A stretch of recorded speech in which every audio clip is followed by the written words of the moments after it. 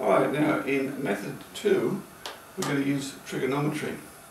Now if we recall from the first one that AB is equal to the square root of 32.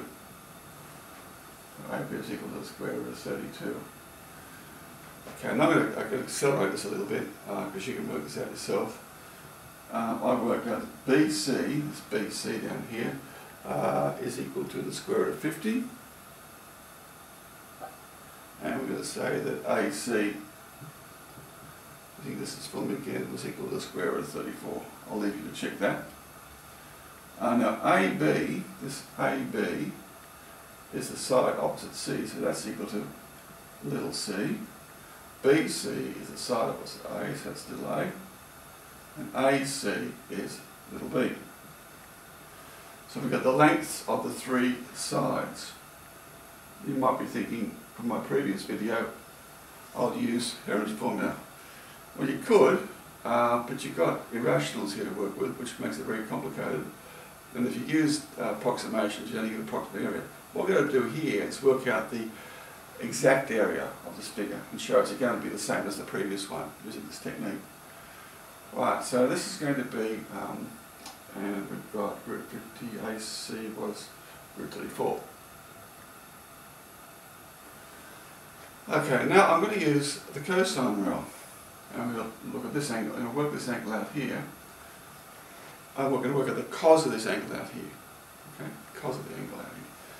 Alright, so we know that the cos of A is equal to B squared plus C squared minus A squared over 2BC. Putting all these in, we're going to get B squared is 34 plus C squared is 32 minus A squared is 50 all over 2 times BC, so little b, which is root 34, times little c, which is root 32.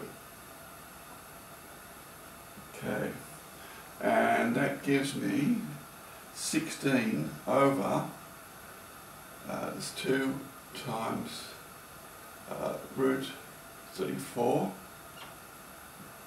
times 4 root 2. Right, okay. Now I'll tidy this up a little bit.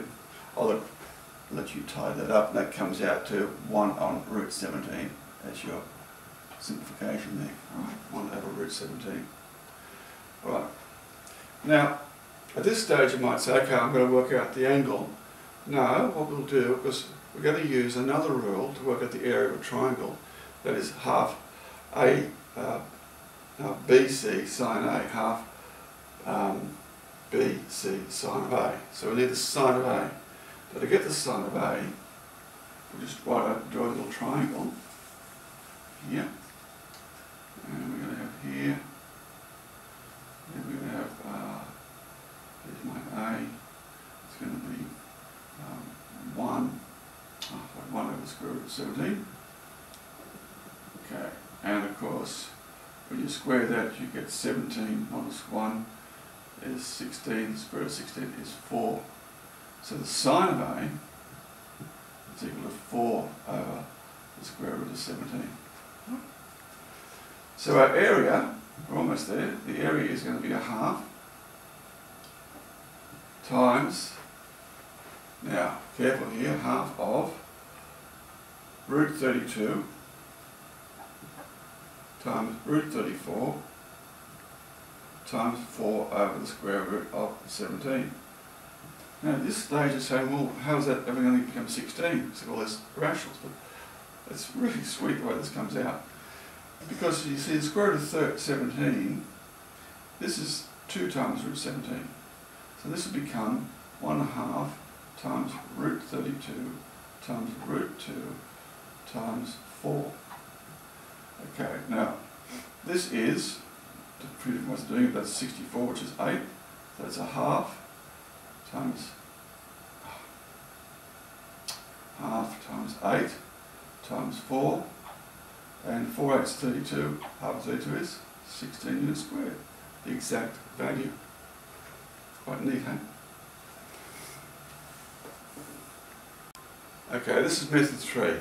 And method 3 just is the superior method. It's a funny story about this. When I was a young teacher, I got all excited about that second method, showing the exact value and so on. So I took it into a year 10 class, and I got them to do it. One of the boys put his hand up and said, "I've got the answer." I said, "I can't have that quickly." He said, "Oh, I've got it." I said, "By golly, you have got it." And he showed me what he did, and it really is thinking outside the square. I was really impressed by that young man's efforts. Have a look at this. It is pretty sweet. And I think this definitely earns the wow factor. Okay, what he did was basically he drew a line here. You've probably done this, so give yourself a pat on the back if you have. There, he drew a line down here, line across there, a line across there. Really thinking outside the square. Okay, so he called this, we'll call this one up here area 1. This one area 2, this one area 3 for convenience. Now you see the red rectangle, the area of the rectangle,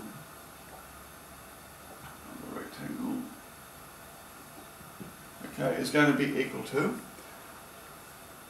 this one's 7, right in the 7 there, 7, and this is 5, 7 by 5, which is 35 units squared.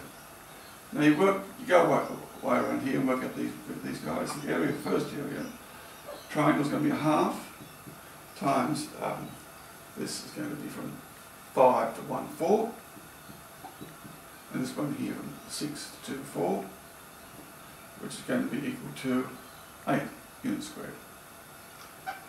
Area 2 is going to be a half times, now this one is going to be from 8 to 5, it's going to be 3, and the height is going to be, again, it's going to be 5, so it's going to be equal to 7.5 units squared. And area 3, this one down the bottom, is a half times this height, which is 1, times this base here, which is 7, which is going to be 3.5 units squared. Now that all totals to 19 square units. So the area of the triangle, the area, is equal to 35 minus 19, which is 16 units squared. Pretty neat. Now we haven't quite finished, because in that classroom was a young gentleman from Singapore. He said, "But I know a formula for that." So that's the next method. Okay, method 4. Now before you can do this, you have to understand what a determinant is. This is a little 2x2 determinant, and it's a very convenient way of representing this information here. And to get this, you simply go A times D, AD, and B minus B times C, minus BC, 2x2 determinant. So it just makes it easier to see what you're doing here. Okay. So to work this out, this will be a half of, now we'll take, it doesn't matter which point you take, but I'm going to just call this one x1, y1, x2, y2, x3, y3, because it's they're moving in that direction. So x3, y3 is going to be 8, 1, x2, y2, moving back, it's going to be 5, 6, plus, again it repeats itself, 5, 6, and back to x1, y1, x2, plus, 1, 2, and then back to the beginning again, 8, 1. Pretty easy to fill that in, isn't it? Because it's in a nice, lovely sequence using the determinants. Now that's equal to a half. Now 8 times 6 is 48, so it's 48 minus 5, plus 10 take away 6, plus 1 take away 16. And that gives me a half. It's going to give me 43 plus 4 minus 15, which, bingo, gives me 16 units squared. Okay, so if you want to memorise a formula, that's what it'll give you the area of any triangle, and it's a legitimate thing to use. Okay, my next video will be proving that result, which is, if you want to watch, it's fine, but it's quite complicated, and I'll probably have to refer to my notes because there's x1s, y1s, and x2s, y2s going literally everywhere. Well, I hope you enjoyed those 4 explanations, and look forward to the derivation of that particular formula.